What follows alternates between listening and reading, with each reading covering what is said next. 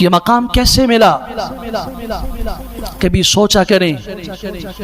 زندگی بھر فرمایا میں نے اپنی ماں کے ساتھ بیٹھ کے کھانا اکٹھے نہیں کھایا۔ پوچھنے والے نے پوچھا حضرت ماں کے ساتھ مل کر آپ نے کھانا نہیں کھایا؟ کوئی ہے آپ میں سے ایسا جس نے زندگی بھر اپنی ماں کے ساتھ کھانا نہ کھایا ہو؟ ہم تو سعادت سمجھتے ہیں اور اچھی بات بھی ہے،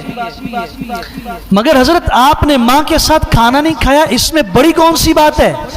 کیوں نہیں کھایا؟ جملہ سنیے پھر سمجھیے کہ بڑوں کی باتیں کتنی بڑی ہوتی ہیں۔ فرمایا اس لیے نہیں کھایا، اگر ایک پلیٹ میں ایک جگہ سے کھاتے،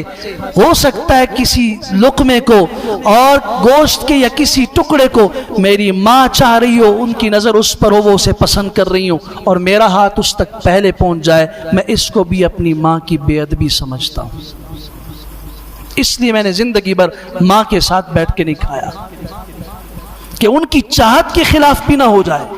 حالانکہ یاد رکھیے گا شریعت میں ایسا کرنے کا کوئی گناہ نہیں ہے، کیونکہ ماں کی چاہت اس کے دل کا علم میرے پاس تو نہیں ہے، نہ شریعت اس پر پکڑتی ہے، مگر بڑے لوگ چھوٹی چھوٹی غلطی کو بھی پہاڑ جیسا بڑا سمجھتے ہیں، جسے اللہ کے رسول صلی اللہ علیہ وسلم نے فرمایا تھا مومن آدمی اس کی نشانی یہ ہوتی ہے اس سے چھوٹا سا گناہ ہو جائے وہ یوں سمجھتا ہے کہ میرے سر پہ کسی نے پہاڑ رکھ دیا ہے، جب تک توبہ نہ کرے اس وقت تک اسے چین نہیں ملتا۔ اور فاسق آدمی کی حالت یہ ہوتی ہے بڑے سے بڑا گناہ کر کے مطمئن رہتا ہے اور یوں سمجھتا ہے ایک مکھی ہے اس کے جسم پر بیٹھی اور اڑ کے چلی گئی، اسے کوئی بوجھ محسوس نہیں ہوتا۔ پھر اٹھائیے حدیث کی کتاب مصنف عبد الرزاق جو امام بخاری کے استاد ہیں رحمت اللہ تعالی علیہ، ان کی حدیث کی ضخیم اور بڑی کتاب ہے مصنف عبد الرزاق۔ پھر امام بیہقی رحمت اللہ تعالی جن کی حدیث کی کتاب شعب الایمان ہے،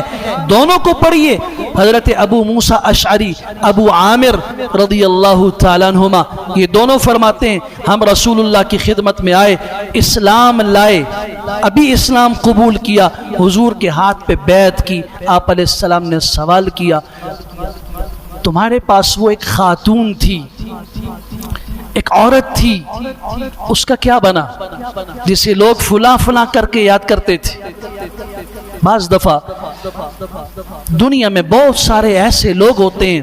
جو اللہ کے ہاں بہت بڑے مقام پہ ہوتے ہیں، مگر دنیا والوں